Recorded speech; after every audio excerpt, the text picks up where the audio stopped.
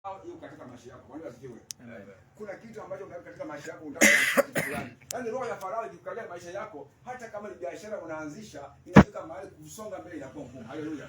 Hiyo ndio kazi yako. Yaani hiyo roho ina utunga ambayo haiwezi kukuachilia ukatoka kabisa. Bwana asifiwe. Na haiwezi kukuruhusu ukatoka katika maisha ambayo unaishi, kwa sababu ni roho ambayo imetumwa. Na Mungu anasema kwamba bila yeye mwenyewe kuhusika hautaweza kutoka katika jina la Yesu. Roho ya Farao ni roho ambayo huua vitu katika uchanga wake. Kama ni ndoa, kama ni biashara. Kuna vitu ambavyo umeanzisha katika maisha yako. Hata pengine ni kazi umepata leo kazi, lakini angalia vile unavyong'ang'ana. Haleluya. Hauwezi kutoka, yaani hauna kitu kuonyesha. Farao imekufinyilia, hauwezi ukaona mbele. Haleluya. Tutaangalia kitabu cha Kutoka 1:15. 1:15. Kitabu cha Kutoka 1:15. Exodus. Inasema 1:15 inasema, kisha mfalme wa Misri akasema na wazalisha wa Ibrania. Mmoja jina lake aliitwa Shifra na wa pili jina lake aliitwa Pua. Bwana asifiwe. Akasema wakati mwazalishapo, hii ni 16, wakati mwazalishapo wanawake wa Kiebrania na kuwaona waka katika kuzaa, ikiwa ni mtoto mwanaume basi muueni, bali ikiwa ni mtoto mwanamke na aishi. Bwana asifiwe. Amen. Yaani amesema ya kwamba hapa haongei kuhusu jinsia. Haleluya. Inaongea kuhusu hali fulani. Amesema ya kwamba wakati tu unasikia kwamba hii ndio huyo mtu itafaulu. Wakati unaona tu hii biashara huyo mtu itamtoa. Wakati tu utaona mtoto huyu jamaa jinsi anavyokuja na akili zake hizi atafaulu. Huyo mtu kwa anatuma roho ya Farao kwa maisha yako. Haleluya. Anasema ya kwamba akasema wakati wazalishapo wanawake wa Kiebrania wa kumuona katika kuzaa kwao, ikiwa ni mtoto mwanaume basi muueni. Haleluya.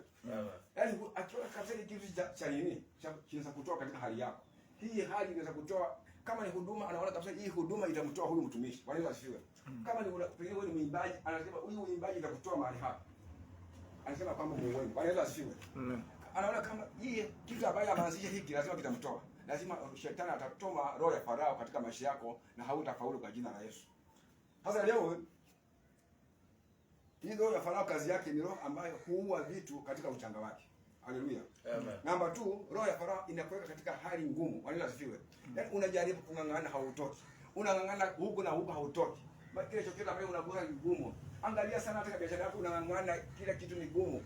Hata kama ni deni ambalo uko nalo, kutoka katika hiyo deni ni ngumu. Hata kama una pesa kulipa hiyo deni, kutoka ni ngumu. Roho ya Farao ikatujia mashaka. Bwana asifiwe. Roho ya Farao ikikalia maisha yako, ikikukalia, ndugu yangu utaomba, utang'ang'ana lakini hautaweza. Haleluya. Roho ya Farao ikiingia katika maisha yako, roho ya Farao ikiingia katika nyumba yako, bwana, yani utang'ang'ana, utang'ang'ana huku na huku lakini hautaweza. Inasema inakuweka katika hali ngumu. Kitabu cha Kutoka 3:19. 3:19. Angalia vile Mungu anasema hapa. Mungu anasema hivi, nami najua ya kuwa huyo mfalme wa Misri hata wapa ruhusa muendezeni. Haleluya.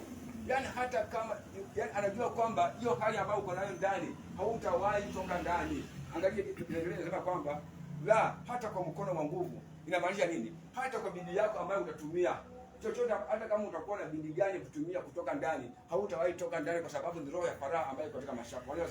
Hata ujaribu kabisa katika ndoa yako unang'ang'ana, hata pengine unaamua leo unataka kufurahisha mume wako, yaani umchekee, lakini kama roho ya Farao imekushikilia, hata ufanye nini, hata cheka, anakasirika, ni lazima hiyo roho ya Farao ikishaingia katika nyumba yako, lazima mambo yataharibika. Haleluya. Lakini Mungu anasema ya kwamba achilia, hata using'ang'ane hiyo roho, niruhusu mimi nipiganishe mimi na huyo Farao. Haleluya. Yaani vita vyako vihamishe, vita vyako vihamishe, patia Mungu, Mungu mwenyewe apigane na Farao. Haleluya. Wewe amini Mungu kwa neno lake, naye Mungu akupiganie wewe na huyo Farao. Haleluya. Kwa sababu Farao akisha kung'ang'ania, ndugu yangu, hata uking'ang'ana kujaribu kung'ang'ana utoke ndani, hadi ujaribu kung'ang'ana utoke ndani hautaweza. Haleluya. Kwa hivyo roho ya Farao ni roho ambayo inakuweka katika hali ngumu, unajaribu kufanya nini hauwezi toka. 20 nasema ya kwamba nami nitaunyosha mkono wangu na kuipiga Misri kwa ajabu. Haleluya. Hapo Mungu ameamua kuingilia kati sasa. Amesema ya kwamba huyu, ile hali ambayo iko nyuma ya deni ya huyu jamani ni Farao. Kama hii hali ambayo iko nyuma ya deni yake ni Farao. Hali ambayo iko nyuma ya ndoa yake ni Farao. Sasa hivi ukiniruhusu nikuja kwako, mimi nitampiga huyo Farao kwa mkono wangu. Haleluya. Hata wakati wote unapoomba, ambia Mungu aachilie mkono wako, mkono wake juu ya maisha yako. Haleluya. Mkono wake katika maisha yako, Mungu akiashiria mkono wake katika hali yako, utashinda vita kwa jina la Yesu. Amen. Amen. Yaani akiangalia kwamba kama ni uchumi wako, kama ni Farao ako nyuma ya uchumi wako, kama ni Farao ako nyuma ya magonjwa yako, yaani unajaribu kuomba, hauwezi kutoka. Magonjwa yamekuzidi. Kuna magonjwa mengine ulizaliwa nayo. Haleluya. Magonjwa imekuja, yani imekuja kama magonjwa ya familia. Kumbe ni roho ya Farao iliingia katika familia, inang'ang'ania familia yote. Kama ni asima, imekuwa asima ya huyu, huyo inashika huyu, inashika huyu. Sasa kutoka ndani inakuwa ni shida. Bwana asifiwe. Lakini Mungu anasema ya kwamba using'ang'ane peke yako. Niruhusu mimi mwenyewe niingie ndani nikupiganie. Haleluya. Amen. Ruhusu mimi mwenyewe nitapiga Farao kwa ajabu zangu zote na mkono wangu. Na huyu Farao ataondoka kwa jina la Yesu. Leo hii lazima aondoke kwa maisha yako kwa jina la Yesu. Bwana asifiwe. Namba 3, roho ya Farao ni roho gani? Ni roho ya kufuatilia lengo lake ikurudishe nyuma. Haleluya. Angalia mtu wa Mungu. Mungu anapokuokoa leo, haleluya. Mungu anapokuokoa leo akutoe katika madeni. Haleluya. Hategemei tena kurudi kwa madeni. Bwana asifiwe. Lakini ashangaa leo hii umefaulu, umepata pesa, umesonga mbele. Yaani angalia kwa miaka 10 umefanya kazi kwa miaka 10 lakini na bado unapangisha. Bwana asifiwe. Ni roho ya Farao ambayo imekaa katika maisha yako. Umefanya kazi kwa muda mrefu lakini bado unapangisha nyumba za wenyewe. Haleluya. Umekaa katika hali nyingine ambayo ni ngumu. Maisha yako haisongi mbele.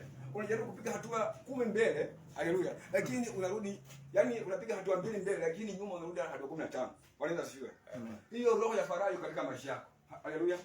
Kuna siku kwangu, Bwana asifiwe. Nilifika mahali biashara yangu ikashuka chini.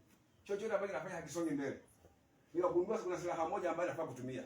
Nilianza kuamka usiku kuomba ni hali gani ambayo inatumia katika maisha yako. Bwana asifiwe. Lakini nikagundua kwamba kuna roho ya Farao ambayo ilikuwa imeshuka juu ya maisha yangu. Ghafla nilikuwa sina nyumba nyumbani. Nitaka kujenga. Lakini sina lolote ambalo sina pesa lakini nimepanga kabisa kila kitu nilikuwa nishajiandaa. Kazini nimeomba loan, tayari nataka kupewa. Lakini nikafika mahali hiyo pesa pia wale ambao wamesaini loan yangu siwezi pewa pesa. Bwana asifiwe. Najaribu huku na huku siwezi kuona chochote ambacho inaenda. Nini? Roho ya Farao ambayo ilikuwa imenikalia. Lakini wakati nimeingia katika kwa maombi, nilikokuwa naomba usiku nikaona kuna mtu amekuja kwa duka langu. Hapo mbele anagonga anataka kuniibia. Nikashtuka. Hapo wakati nilishtuka ilikuwa saa 8 usiku. Nikaanza kuomba. Nikaomba. Wakati nimaliza kuomba, nikaona duka langu limejaa vizuri baada ya hao watu kuiba. Kumbe ni roho ya Farao ilikuwa inaniambia biashara yangu. Bwana asifiwe. Ghafla tu nikapata pesa kutoka mahali. Hata siku ile ya banka. Nikatumia pesa kutoka mahali. Huyo danga alinitumia pesa. Nini jenge? Tena kidogo tu ninapojiandaa kutoka nyumbani sasa nikapewa pesa tena kampuni. Hata wakati nimefika nyumbani, wale nikamwambia mtu wa Mungu, wakati wowote unataka kufanya kitu na hujafanya, ukifika nyumbani ndio roho zitainuka sasa. Wakati nilikuwa naitisha mawe sikuje kuleta mchanga, sinaleta roho za mchanga, mawe inakuja. Watu wanaanza kuangalia wakiwa kwa majirani wanaangalia huko. Huyu ametoa pesa wapi? Yaani alikuwa mtu ambaye hawezi jenga huyo. Huyu ametoka wapi? Baba akaniambia tu mambo akuja kufanya nini? Haleluya. Roho ya Farao hao watu wajua kwamba wewe Farao alikufinyilia hauwezi toka mahali pia huko. Imekugoaje tena? Na usipojenga wanasema na huyu hana nyumba. Haleluya.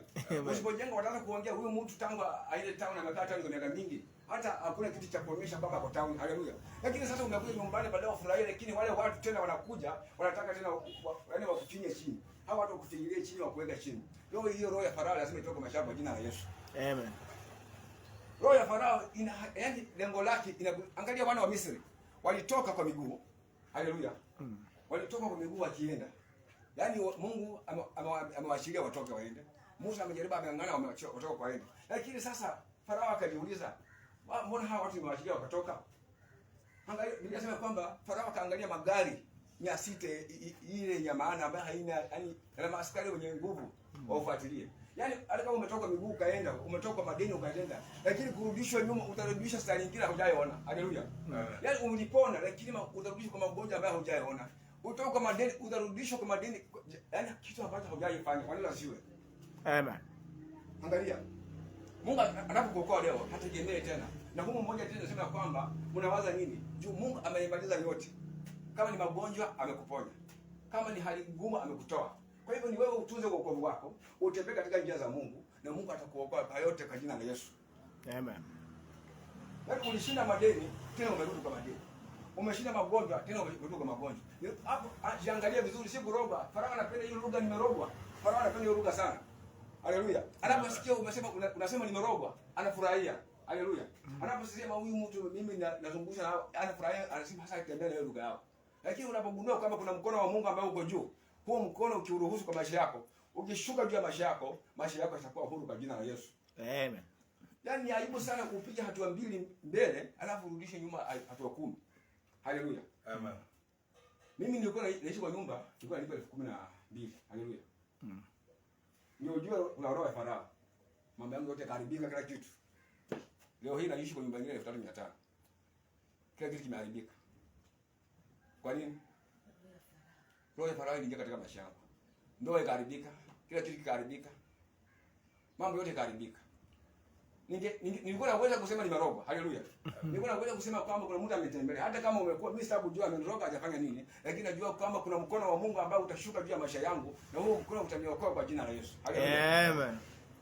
Tusome kitabu cha Kutoka 14 mstari wa 5. 14 mstari wa 5. Kutoka 14 mstari wa 5. Inasema na mpaka 7 alafu taruka mstari wa 9. Mfalme wa Misri aliambiwa ya kuwa wale watu wamekwisha kimbia, na moyo wa Farao na mioyo ya watumishi wake iligeuzwa iwe kinyume cha hao watu. Haleluya. Amen. Nao wakasema, ni nini jambo hili tulilotenda? Yaani wakashangaa hao watu. Mbona tumeachilia hao watu walikuwa wanatumikia sisi? Mbona wakaenda? Huyu mtu tulikuwa tumemfingia chini mgonjwa, mbona tena tukaachilia akapona? Haleluya. Huyo mtu alikuwa yani mtu hata hana lolote, familia yake imemshinda kulea. Lakini mbona tena amefaulu tena, ameoa tena? Mwana asifiwe. Inasema kwamba ni nini jambo hili tulilotenda kwa kuwaacha Waisraeli waende zao wasitumikie. Yaani Farao tamanio lake anataka wewe ukaenda hapo tu ukimwinamia yeye. Farao yani kama ni kazini hauwezi pewa cheo yoyote. Haleluya. Yaani mdoza anapandisha wengine cheo, watu wote cheo. Labda akifika kwako anakuangalia anasema bado unaangalia mambo yako. Lakini ukiangalia una bidii. Mimi naangalia kuna kazi mahali nafanya kazi, kuna watu wanafanya kazi kwa bidii. Mpaka kazini yani kisikia hizo zawadi wanapewa zawadi. Wanapewa the best, wanataka the best kama the best of the year. Haleluya. Lakini huyo mtu ukiangalia madeni yako nayo mingi. Yaani hali imeuzingira ni mingi. Hata mshahara pia anaongeza mshahara pale, mshahara pia imeongeza, lakini ukiangalia huyo mtu maisha yake hata heri yako. Walina wasifiwe. Unaangalia huyo mtu anang'ang'ana, hana kumbe ni roho ya Farao imemkalia. Anaweza kusema familia yetu imeturoga. Anaweza kuambia kuna nyanya ameniroga. Anaweza kusema mtu ameniroga, lakini roho ya Farao imekalia maisha yake. Leo hii roho ya Farao itoka katika kanisa hili kwa jina la Yesu. Amen. Aya, 7 inasema 6. Akaandalia gari lake, akawachukua watu wake pamoja nawe. Tena akatoa magari 600 yaliyochaguliwa na magari yote wa Misri na maakida juu ya magari hayo. Yaani majeshi, watu wenye ujuzi wote akaweka kwenye magari hayo. Hao watu ende warudishe tena nyuma. Hao watu wafuate mahali waliko, ende warudishe. Haleluya. Mbona ameondoka hapa? Alikuwa hii shida, mbona nani amemruhusu huyu mtu atoke kwa hii shida? Huyu mtu alikuwa nani amemruhusu? Farao ndio furaha yake. Haleluya. Ndio hii kataa roho ya Farao. Unapoenda kwa mbele za Mungu ukiomba, ambia Mungu, hii hali nimepigana nayo imenishinda. Ndoa yangu imekuwa ndoa ngumu. Hali yangu imekuwa sio hali tena. Baba, naachilia mkono wako Baba. Mkono wako wenye nguvu. Yabesi alikuwa amedharauliwa sana, Yabesi. Ukisikia story ya Yabesi ni kama alizaliwa kwa mama alikuwa kahaba ama alikuwa. Lakini angalia alifika mahali la kuundwa kuna mkono wa Mungu. Mtu wa Mungu kuna silaha ambazo unafaa kupigana nazo wakati roho kama hii inakuandama. Haleluya. Mimi nimegundua wakati yangu imenipata. Haleluya. Kuna silaha ambazo unafaa kutumia ili roho kama hizi kutoka ndani ya maisha yako. Kuna mkono wa Mungu, kuna malaika wa Bwana, damu ya Yesu. Hizo vitu vyote ukishirikisha pamoja, hizo ni maombi kila wakati. Na muda wako wa maombi pia kuna utenga. Haleluya. Kuna kitu ambacho Mungu anataka kuonyesha kwa maisha yako kwa jina la Yesu. Haleluya. Amen. Namba 4, roho ya Farao ni roho inayokutumikisha. Wanaweza asiwe. Amen. Ni roho ambayo inakutumikisha. Mtu ambaye kwambia kitu. Mungu hakupimi na bidii yako. Haleluya. Mungu hakupimi na vile unarauka saa 7 usiku unarudi sije saa ngapi. Mimi kazi yangu ninaanga saa nyingine saa ngapi usiku? Saa 9. Saa nyingine. Juu kazi yetu huwa hatuendi kama tunafanya kazi na kila mtu ana kazi yake ya kufanya. Sasa bidii yako ukishamaliza kutoka unatoka unaenda. Haleluya. Sasa nikitaka kufanya kazi ya jana zaenda leo jioni. Nimaliza na nirudi tena usiku tu. Endelea. Lakini kuna watu ambao wasangie mimi ndo wangu kwa Musa mbili. Alikuwa siku nimeweka kwa saa 12. Lakini nikienda hivyo masaa wengine wanatoka ndani. Nakuta wengine washatoka. Wanatoka kazi zao wanaenda nyumbani. Haleluya. Lakini sasa huyo mtu kuna mtu hapo kazini kwetu alianza saa 6 usiku. Lakini lakini mtu ana shida mingi sana hata kuliko yangu. Yaani shida imembana mpaka unashangaa huyu mtu ana bidii. Mpaka kampuni inasema huyu jamaa anaroka sana. Wanamgundua washajua kama huyu jamaa kweli ako sawa kazi. Lakini huyu jamaa tunaangalia maisha yake, hata ukienda kwake unamhurumia. Na ana bidii, analipwa hata alipwe. Unashangaa hata mtu mwenye hana kazi ya maana anafanya biashara ya kuuza mboga, lakini mtu amesonga sana mbele. Lakini hapo wewe ambaye umefinywa roho ya Farao, una bidii sana. Whatever you do, yani unafanya kazi kwa bila una chochote cha kuonyesha familia yako. Angalia kuna kwenda kazini mapema, mnarudi lakini watoto wako nyumbani hawajaenda shuleni. Hii ni aibu gani? Haleluya. Watoto wako shule, watoto wanakaa kwa mlango. Wanashangaa huyu mtu kweli. Unajua roho ya Farao kufinyilia wewe, hata baba yako mwenyewe, baba yako kuzaa, anataka kukusaidia. Sababu huyu baba yako ana roho ya jiwe, moyo mgumu ambaye uko ndani yake. Mzazi wako mwenyeanza kukataa, na anachoka kabisa vile babako ni OCS. Na anaweza kupeleka polisi lakini hawezi kusaidia kwa sababu kuna roho ya Farao ambayo imemkalia. Anaweza kwenda kununulia watu tu pombe wakunywe. Baba yako.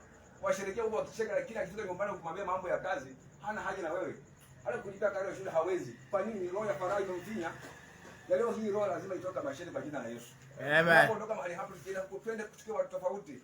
Roho yoyote ambayo inashuka katika maisha yetu, roho yoyote ambayo inang'ana hali yetu, hiyo roho tutaruhusu mkono wa Mungu itashuka mahali hapa kwa radi. Lazima itavunja kila roho zote katika jina la Yesu. Amen. Angalia hapo, ukiangalia kitabu cha Zaburi, Daudi amesema kitu hapo, Zaburi 127, Zaburi 127 mstari wa 2. Zaburi 127 mstari wa 2 nasema kazi yenu ni bure, mnaoamka mapema na kukawia kwenda kulala na kula chakula cha taabu. Angalia. Yaani wewe unaamka mapema, kazi yako ni bure, wewe unaamka mapema, kulala pia ni shida. Chakula chako kukula ni shida. Haleluya. Amen. Kazi yako ni bure. Lakini Mungu inasema kwamba tani inasema kwamba tazama wana ndio kazi yenu ni bure. Mnaoamka mapema na kukawia kwenda kulala na kula chakula cha taabu. Yaani kazi yako ni bure. Unafanya kazi kwa pesa tu. Wewe bora tu uje ulipe rent na ukule. Yeye nyingine itafika mahali hata kulipa rent pia inakuwa ngumu kwa maisha yako. Na hata hapo watu wako hawafundishi. Maisha yako imekuwa ngumu, hali zote imekuwa ngumu. Hauwezi kupiga hatua yote. Roho ya Farao inapochukua kwa maisha yako, mtu wa Mungu nakwambia, lazima tukungane hii roho ya Farao ambayo itatuleta mahali pamoja kwa muda mrefu. Haleluya. Amen. Angalia ukisoma kitabu cha Kumbukumbu la Torati 2:3. Inasema kwamba je, mmezunguka mlima huu kwa muda mrefu. Sasa geukeni mwende upande wa kaskazini. Haleluya. Yaani kuna mahali ambapo roho ya Farao inakuweka mahali fulani, unakaa kwa muda mrefu, unakaa hauwezi toka. Kama ni huduma tangu ukae hapa hakuna kupiga hatua. Haleluya. Kama ni wewe ni mwimbaji lakini wewe uimbaji haujakutoa kutoa nje. Haleluya. Kama ni yaani kuna kitu ambacho unafanya mbele za Mungu yani lakini hauwezi toka. Kwa nini? Haujagundua kuna mkono wa Mungu ambao unafaa uutishe juu ya maisha yako. Unaposhuka juu ya maisha yako, roho ya Farao lazima itaondoka maisha yako kwa jina la Yesu. Kwa nini sio? Amen. Inasema ya kwamba tazama ni kazi yenu ni bure. Mnaoamka mapema, unaamka mapema umeenda kazi. Umerudi. Mimi kuna siku naenda kazi hapo, nikirudi saa nipita bamburi mwisho hapo. Hizi glavu ziko hapo. Kuna watu hapo magari ziko nje zimejaa, watu wanakuja pombe, nashangaa watu wanataka pesa watu. Wewe umechoka hauna chochote. Umechoka, na huyu mtu hajachoka unajua. Na anakula vizuri. Anatisha nyama hapa. Lakini wewe hauna chochote unaleta onyesha. Kwa nini? Wewe ndio unafanya kufinya, wewe unatumikisha tu. Wewe unafanya watu. Kazi unajua wewe ni mtu the best worker of the year. Unapewa zawadi lakini nyumbani kwenda tu ukienda hauna chochote cha kuonyesha. Watoka hawaishi, hata watoka hawana mavazi. Ni roho ya Farao ambayo imekaidia maisha ya watu. Kwa hivyo tusipoamua kama sisi kama kanisa. Juzi nilisikia kwanza nitangaza kufunga hapa ya siku 7. Haleluya. Ilikuwa vizuri kama hata kama umefunga huko mahali kwenye huko. Wale watu wote tukutane hapa jioni tushukuru Mungu. Hata kama kuna uwezo fulani tufungue tukiwa hapa wote. Tutashinda roho ya Farao kwa jina la Yesu. Haleluya. Kwa hiyo hii wiki tunapozunguka tukivuka ng'ambo ile nyingine. Naomba Mungu atupe neema nyingine. Amen. Isikuwe tofauti, yaani ikuwe neema tofauti kabisa. Tuombe bila kwamba kuna mahali tunaelekea. Amen. Na wewe pia ukiomba jua kwamba yaani kuwa na imani ya kwamba Yesu alisema kwamba kuna aina ya maombi. Akasema omba kwa Baba. Watu wanaomba kwa watu. Mtu amekuahidi kasi, enda urudi kesho kwa sababu unaomba mtu. Wewe ukiomba kwa Baba, ambia Baba, usiposukuma huyu hata nipea kazi. Haleluya. Nikasema pia ukiomba kwa imani. Haleluya. Amen. Ukijua kwamba ukiomba kwa imani hata kesho ukienda kwa hiyo kazi nimeomba hiyo. Juzi kuna siku nilisikia pastor mwingine akihubiri akasema Mungu alichukua nini akaweka bustani alijenga nini akaweka katika bustani la Edeni. Mwanadamu sasa akafanya nini? Huyu jamaa hapo anataka mtafuta kazi hawezi. Akasema Mungu kuna kazi natafuta, lakini nimepulai kazi, nimesomea kitu fulani lakini sioni. Naomba Mungu pande hiyo kazi kwa hiyo kampuni leo hii kupitia kwa hili neno lako. Nitaka asubuhi nikitoka hapa nikienda huko nipate hiyo kazi. Jamaa kaomba usiku.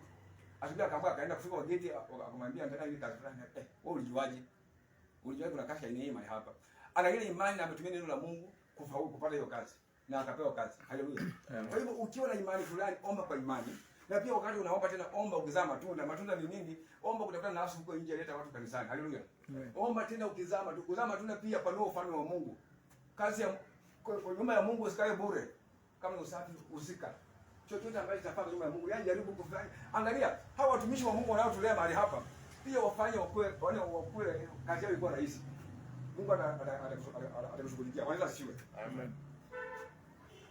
Tusome kutoka leo tutasoma sana kutoka 3:21. Kutoka 3:21. 3:21. Inasema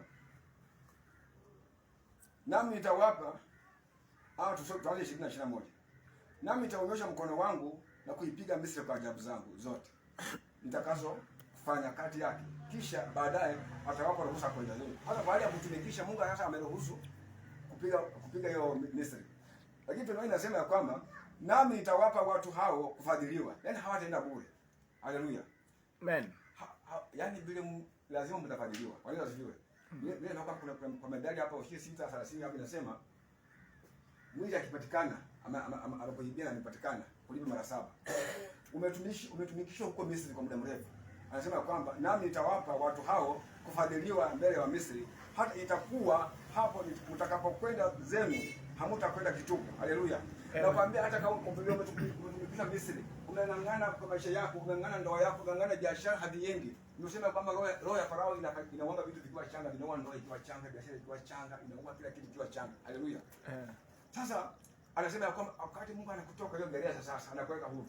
Anasema hautaenda bure. Anasema nami nitawapa watu hao kufadhiliwa mbele ya Misri, hata itakuwa hapo mtakapokwenda zenu hamutakwenda kitupu.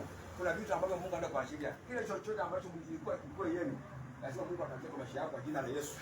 Na leo hii mlipokee katika jina la Yesu. Amen. Namba 5.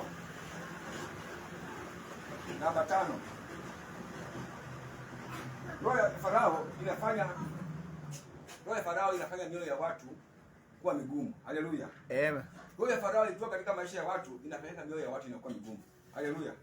Yaani pasta unakuwa kanisani hapa, kuna mtu kana uwezo wa kufanya kila kitu. Ana uwezo ule, si hana, ana uwezo. Lakini moyo wake ni mgumu, hata kutoa hawezi. Haleluya. Hawezi toa hata kidogo kwa sababu moyo wake ni mgumu. Omba Mungu achilie mkono wake ya maisha yako. Haleluya. Amen. Yaani kama una biashara, yaani kwako kama anakuja kama huko hakuna nini kwako. Yaani wewe unakwambia pasta nimekuwa na duka mahali fulani. Lakini mpaka waende kwa hiyo duka ukose kitu ndio kuja kwangu. Kwa nini? Mpaka waende waangalie kwa hiyo duka lingine kama hiyo hana sabuni ndio kuja kwangu waangalie. Na tena mpaka anakuja sana samia mbali una sabuni tena aingie karibu na duka. Bali anaangalia kwa umbali. Kwa sababu nimefinyiliwa na wewe roho ya Farao siwezi tena. Lakini leo Mungu amenipatia nuru, akanipatia mwangaza. Chochote nitakachoanza nikimhusisha Mungu na mkono wa Mungu. Mungu mwenyewe anipigania vita yake na Farao. Ndaweza yote kwa jina la Yesu. Amen. Anasema ya kwamba mnafanya mioyo ya watu inakuwa migumu. Yaani kama ni mke wako ukimwambia kitu hasikii, yani ako kichwa kingine hata uwezi shinda huyo mtu mwingine gani. Kama ni bwana yako pia, yani ukiangalia ukimwambia kitu, huyo mtu ni mgumu. Roho ya Farao imemkalia, huyo mtu hawezi fanya lolote. Haleluya. Yaani mtu roho yake ni ngumu, ukimwambia hiki kitu hawezi fanya. Ukimwambia hiki hafanyi. Ukimwambia hiki hafanyi. Roho ya Farao inapokalia maisha yako, roho ya Farao na kuambia yani amekalia ndoa yako, unatamani kutoroka, unatamani kuepa. Lakini leo hii hiyo roho inapoondoka maisha yetu, iondoke kabisa kwa jina la Yesu. Amen. Kwa nimesema kwamba na hiyo roho ya Farao hautaiona tena. Amen. Kutoka 7:22. Kutoka 7:22.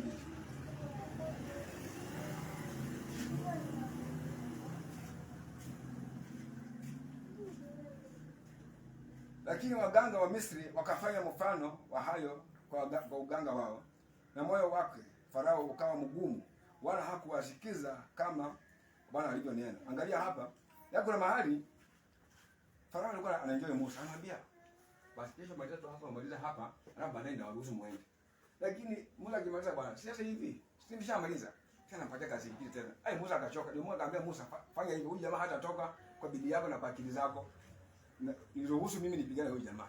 Haleluya. Amen. Na vile vile Mungu alivyohusika kwa hiyo vita ya Musa, ndio Farao aliondoka maisha yao. Na watu wakakuwa huru, wakatoka Misri. Wakielekea kule walikuwa wanaenda. Wanaenda sifuri. Amen. Namba 6, roho ya Farao inafanya kazi gani? Roho ya Farao ni roho ambayo inamdhihaki Mungu wako. Haleluya. Roho ambayo inakujengea Mungu wako, yaani wanakucheka. Wanajifanya wao wameokoka. Wanajifanya ati wanaenda kanisani lakini angalia watoto wao. Wanajifanya ati wameokoka, angalia maisha yao. Yaani mtu anakucheka, anacheka Mungu wako tu. Hiyo ni kazi, hiyo ni nyumbani. Yaani roho ya Farao inafanya hata mama yako wa kuzaa au baba yako. Anasema kila siku asubuhi suti, lakini maisha yako hauna chochote, wewe kuomba tu. Haleluya. Hauna chochote, unaenda kanisani na suti unarudi na suti. Yesu ndiyo bado ni moja. Unaangalia maisha yako, yaani roho ya Farao inaposhikia maisha yako, watu wanakudhihaki, wanakucheka. Kazini huko unafanya kazi wanakucheka, huyu ameokoka. Mambo mengi ambayo unasikia, lakini wakati unafika mahali unasema utachoka. Kama mtu anajua kwamba kuna mkono wa Mungu ambao unaweza kusaidia, utachoka. Na utafika mahali utaamua hasa waje niachane naye. Kwa sababu roho ya Farao inapokufinyilia wewe, sio mchezo. Amen. Unachekwa juu umechoka. Yaani unadharauliwa kila mtu. Kazi unadharauliwa, nyumbani, kila mahali unadharauliwa. Kanisani hata ukifika kanisani wenyewe unatembea kama uongo kwa sababu unajua haufai mbele ya watu. Bali fika mahali mpaka unatembea kwa watu wenyewe unaona kwa sababu hata haufai mwenyewe. Roho ya Farao ikufinyilia, hautaona lolote kwa maisha yako. Na leo hiyo roho itoke kwa maisha kwa jina la Yesu. Amen. Sasa nitashindaje roho ya Farao? Hii roho ya Farao tutashindaje? Number 1. Mruhusu Mungu akupiganie. Haleluya. Amen. Mtumaini, muamini.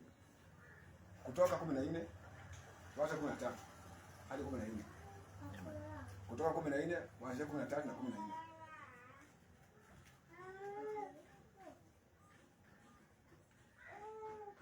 Inasema Musa akaambia watu, msiogope, simameni tu mkaone wokovu wa Bwana atakaowafanyia leo.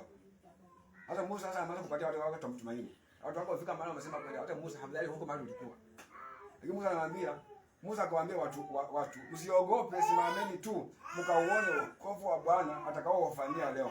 Kwa maana hawa Misri mliowaona leo hamutaona tena milele. Haleluya. Yaani hali ngumu ambayo ulikuwa nayo hautaona tena milele. Wala siwe. Hiyo umasikini ambao umekuwa nayo kwa muda mrefu hautaona tena kwa muda mrefu. Hiyo ndoa yako ambayo ilikuwa haina furaha hautaona hiyo tena uchungu wa maisha yako kwa jina la Yesu. Leo hii lazima ishuke hapa katika jina la Yesu. Amen. 14 anasema Bwana atawapiga ninyi nanyi mtanyamaza. Bwana atawapigania ninyi nanyi mtanyamaza. Kwa hivyo Bwana akishachukua hiyo vita inasema kwamba yeye mwenyewe atatupigania. Haleluya. Amen. Kuhusu Mungu mwenyewe apigane vita vyake na huyo Farao. Piganisha Mungu na huyo Farao. Piganisha Mungu na hiyo hali ambayo unapitia. Haleluya. Usisha vita vya kiroho, yaani amka mapema, ngoa hiyo mishale yote, milango yote ya kuzimu ngoa. Na Baba na Mungu atakuwezesha kwa jina la Yesu. Amen. Namba 2, kushinda roho ya Farao, uzisha meza ya Bwana. Haleluya. Yaani chukua hii damu ya Yesu. Hebu tusome kitabu kwanza cha Kutoka. Kutoka 12. Mstari wa 8.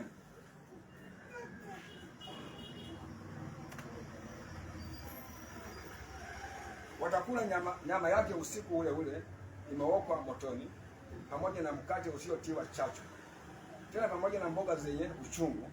Kisha nasema kwamba msile mbichi wale ya kutokoswa majini, bali imeokwa motoni, kichwa chake pamoja na miguu yake na nyama zake na za ndani.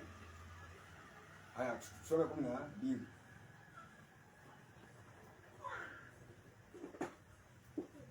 Kuna Biblia inasema, maana nitapita kati ya nchi ya Misri usiku huo, nami nitawapiga wazaliwa wa kwanza wote katika nchi ya Misri, wa mwanadamu na mnyama, nami nitaifanya hukumu juu ya miungu yote ya Misri. Mimi ndimi Bwana. Tafsiri nasema, na ile damu itakuwa ishara kwenu katika zile nyumba mtakazokuwamo, nami nitakapoiona ile damu nitapita juu yenu, nisiwapate pigo lolote likawaharibu nitakapoipiga nchi ya Misri. Bwana asifiwe. Amen. Angalia, unaweza kwamba wakati utahusisha damu ya Yesu kwa maombi yako, lazima utafute kutumia damu ya Yesu kwa maombi. Bwana asifiwe. Amen. Wakati wote unatumia damu ya Yesu kwa maombi yako, damu ya Yesu unahusisha kwa nyumba yako, unataka kitanda chako, nyumba yako, Inasema kwamba wakati Mungu atakuwa anaadhibu sasa wale ile miungu, akifika kwako akiona hiyo damu hata pita nyumba na wala hautawahi pita kwa ugumu tena. Wale wasio. Baba anasema kwamba hataweza kuacha tena usaka katika maisha ya ugumu. Atatoka huru kwa jina la Yesu. Amen. 22 inasema nanyi twaini tawi la hisopu mkalichovya katika ile damu iliyo bakulini na kukipiga kizingiti cha juu na miimo miwili ya mlango kwa hiyo damu iliyo katika bakuli. Tena mtu yeyote miongoni mwenu asitoke mlangoni mwa nyumba yake hata asubuhi. Kwa kuwa atapita ili awapige hao wa Misri, na hapo atakapoiona hiyo damu, angalia, atakapoiona hiyo damu, Mungu wakati wote anapotumia damu ya Yesu, damu ya Yesu, damu ya Yesu. Tunasema kwamba atakapoiona hiyo damu, lakini hiyo damu yenyewe pia ukitumia kwa ufahamu. Wewe unaitumia kwa ufahamu. Anasema ya kwamba ataweka huru katika jina la Yesu. Amen. Namba 3, unashindaje roho ya Farao? Shiriki vita za kiroho. Kwanza zuri. Amen. Yaani anza vita za kiroho sasa. Farao sio mtu wa kupapaswa. Farao sio mtu wa kuombea. Farao ni mtu wa kumpiga. Haleluya. Amen. Anasema kwamba shiriki vita za kiroho. Vita za kiroho ni vita gani? Yaani tafuta muda wa maombi. Si kupiga kelele, si kusema leo unaomba kwa bidii yako kufanya nini? Vita za kiroho ni una muda wa kuomba, una aina ya maombi na una neno la Mungu. Haleluya. Amen. Hayo sasa hapo vitu hivi vyote umeweka pamoja. Sasa ukati unaenda kwa vita sasa unajua hizi ndio silaha ambazo wewe una muda wa kuomba. Una aina ya maombi. Ni hali gani unapitia? Angalia Biblia ni kitabu cha mfano. Wanaweza sio. Biblia ni kitabu cha mfano. Na ile hali yote ambayo unapitia leo hii, wanaweza sio. Amen. Ni kwa Biblia. Na ukati unataka kujua kwamba unataka kutoka. Wale kwa siku moja kuna pasa mmoja alipanda kujenga kanisa. Lakini akajaribu kutafuta anaomba. Hata kuna siku anasema ya kwamba alipokuwa anaomba asubuhi. Haleluya. Alipokuwa anaomba, Mungu akamuuliza, wewe unalia nini? Wewe pia kwanza kama Mungu unajua kama tunajenga. Haleluya. Kaambia sasa usinilie mimi. Enda katika Biblia yako angalia ni nani ambaye alingana kujenga kama wewe. Wakati huyu jamaa alienda kwa Biblia akasoma kitabu cha Nehemia chote. Alimaliza kitabu cha Nehemia akasoma akamaliza. Akamaliza kitabu cha Nehemia na akaingia kwa maombi akaanza kuomba. Yaani kile wale watu walioingia Nehemia pia walimnyenyekea. Aliona kabisa kwa hiyo kanisa lake walimnyenyekea. Haleluya. Wale watu kile vituko walifanya lakini pia kanisa lake likaisha kwa muda ambao kitabu nani Nehemia amepata ukuta wake. Haleluya. Kwa hivyo wakati wote unapofanya kitu, kitabu Biblia ni kitabu cha mfano. Haleluya. Anything ambayo unapitia kwa maisha yako leo, anything ambayo unapitia kwa maisha yako leo kwa Biblia. Enda kusoma Biblia. Uliza Mungu. Mimi niko hivi na hili neno liko hivi. Baba, umesema kwamba ninapokuja mbele zako nikuje na hoja zenye nguvu. Angalia hali ambayo napitia. Pengine ndoa. Umesema ya kwamba Mungu umesema ya kwamba apatie Mungu apate kitu chema na anapata kibali mbele ya Mungu. Mimi ni mtumishi wako ninakutumikia. Kwa nini nikose ndoa? Haleluya. Baba, nimesongea miguuni pako na kuomba Bwana kufungua milango yote ya ndoa ambayo imefungwa. Na ukiona ni ngumu pia uzisha mkono wa Mungu. Inaposhuka maisha yako na kuambia kila kitu itakuwa sawa kwa jina la Yesu. Amen. Kutoka 8:20. 20 inasema Bwana akamwambia Musa, inuka asubuhi na mapema usimame mbele ya Farao. Angalia atoka aende majini. Angalia mara mingi kwa Biblia watu ambao wameshinda vita walikuwa wanaomba maombi ya usiku. Waleta ziwa. Hata Mungu mwenyewe ameambia Musa simama mapema, ondoka asubuhi na mapema, enda mbele ya Farao. Anaamka sasa, hii ni masaa yake aenda majini. Mungu ashajua hesabu zake zote. Unapokuwa kwa maombi utajua huyo aliwaka na Mungu saa ngapi na anafanya nini saa ngapi. Sasa baada shida yetu tunaamka saa 12 kama kila kitu imeshafanya wako bara imeisha. Washaikuwa kila kitu ambacho tunafaa tuchukue. Walila sifuri. Kwa hivyo tujifunze kuamka mapema pia. Twende mbele ya huyo Farao. Tusimame mbele yake. Mungu akamwambia Musa, enda mbele ya Farao, aambie watu wangu wakuje wanitumikie. Haleluya. Amen. Yaani amwambia Musa enda mbele yao mapema asubuhi. Mtu wa Mungu kila mara simama mapema, amka, usikuwe mvivu. Ukiona mwili unakataa kuamka, yaani umekuwa uzito, amusha mwili wako lazima. Kwa sababu kuna roho ya Farao inakukalia, itakufanya hutapenda mambo ya Mungu, hautapenda kitu cha Mungu, utakuwa mtu ambaye haupendi mambo yote ya Mungu. Wale wasifiwe. Ukisikia story ya Mungu ndio kanisa unajua kama mtu mwili unakaa tu hapo, na ndipo Jumapili unaona hata leo nienda ama siende, wacha niende. Leo yani unakuwa tu mtu ambaye unafika mahali hata yani mambo ya Mungu hashia maana tena, na ukaambia utakaa maisha ya kufinyilia kwa jina lake. Utapiga utakaa maisha mengine ambayo unaona kweli haina maana kwa maisha yako. Yaani unafanya mbele ya watu. Unapotembea kila mahali unaonekana wewe ni mtu ambaye haufai. Kwa sababu wewe mwenyewe kanisani unaamua kama utaenda ama usiende. ama utakuta shughuli tu kwenda shughuli tu, kwa sababu roho ya faraja imekufinyilia. Hiyo roho itoka maisha yetu kwa jina la Yesu. Tunapoanza huu mwezi tarehe 1, hiyo roho tutakapoitoa katika maisha yetu tutakuwa huru na Mungu pia atatupigania. Mungu akiona una haja ya kujua maneno yake, akiona una haja kujua neno lake, anakiona una haja na yeye, Mungu atakuonekania. Bwana asifiwe. Musa akaona nini? Moto unawaka, msitu unawaka. Akasema akaangalia msitu. Na Mungu akajua huyu mtu kwa ana haja kujua. Na Mungu akaifunua kwake. Bwana asifiwe. Wakati ule ukiwa kwa maombi, omba na bidii. Omba, sidisha. Usiwahi ruhusu mwili wako hata kama kuna magumu stari gani, kuna kile inakufinyilia. Stari gani? Jaribu kung'ang'ana na hiyo roho. Kuna siku nilikuwa Nairobi. Kuna kanisa nilikuwa naenda kuomba. Sasa kuna siku nikafika mahali maisha yangu pia kaanza kuwa inarudi chini kidogo. Bwana asifiwe. Bibi hapo Mombasa, mimi kwa Nairobi. Sasa nilisema leo nikakutana kulala. Sasa pia ilikuwa kama hii. Si kubwa sana. Na mimi nikaomba usiku wote, nikafika mahali nikachoka. Nikaenda kwa madhabahu juu, ngao ile ilikuwa inatoka imeingiwa na ile carpet. Nikafungua hizi vitambaa, nikalala hapa nyuma. Kuna jamaa mmoja rafiki yangu ni chema wa kanisa kama wewe sasa. Bwana asifiwe. Huyo mtu ana biashara Nairobi. Ana supply vitu kwa supermarket, chakula, ana supply chakula kwa Equity na Bamburi Cement. Hadi ya Bamburi mimi nimpeleka. Haleluya. Huyo mtu alikuja saa 9 usiku kuomba. Akaanza kuomba, Mungu jifunue, Mungu jifunue. Ajua kama mimi nilala hapo jua. Nikaamuka pale pale kutoka. Huyo mtu alitoka mbio. Sasa nikashangaa kwa sababu angejua kama pengine Mungu yeye amjifunua hapo.